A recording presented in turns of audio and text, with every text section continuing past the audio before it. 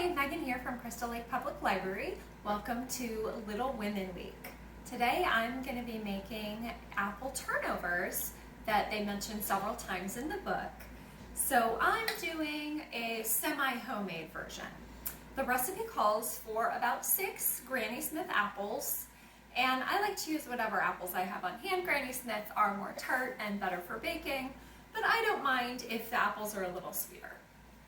So I have chopped an apple, I have a pre-made pie crust, and I'm going to cook down the apples in about a tablespoon, maybe 2 tablespoons of butter.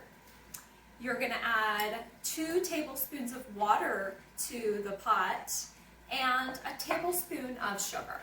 So we're going to cook that until they get nice and kind of caramelized. You can add a sprinkle of cinnamon, and if you like nutmeg, you can do a sprinkle of nutmeg as well. So I'll show you what that looks like in just a minute. So I've added all the apples, the water, the cinnamon, and the sugar. And as I said before, you can omit the nutmeg if that is not to your liking, or you can add a sprinkle or half the amount. Just nutmeg has that stronger flavor that not everybody loves. So let them cook down until they're a little bit more soft than this. The water and the sugar helps them soften. And after this cooks down a little bit longer, we're going to roll out the pie crust and fill it with the apples and do an egg wash and bake it in the oven. And the oven's warming up right now, so you can preheat your oven to about 350.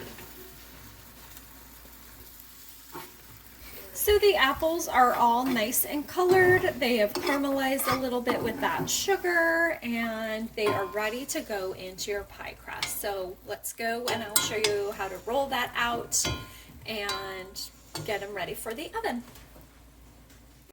So I've got my cooked apples, and I've rolled out my dough. I'm just showing you how to do 2 at this point, just for my space-wise. The recipe calls is supposed to make 8 turnovers.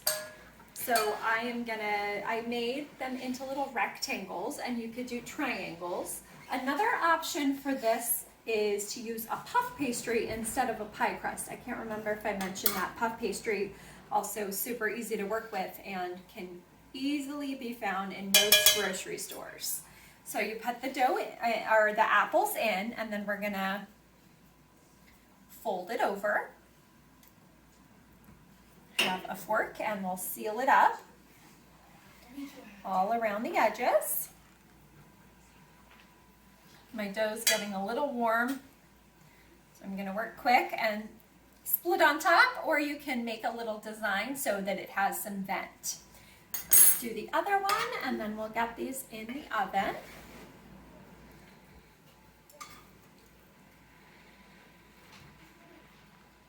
And options for this, you can do an egg wash, you can leave it as is, you could do add a little sprinkle of sugar.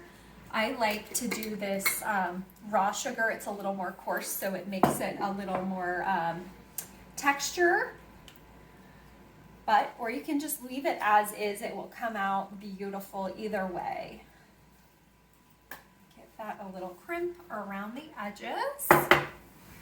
And again, this one already has those natural holes, natural vents, or you can make a little, you can stick your fork in to give it a little air so that it can breathe in the oven.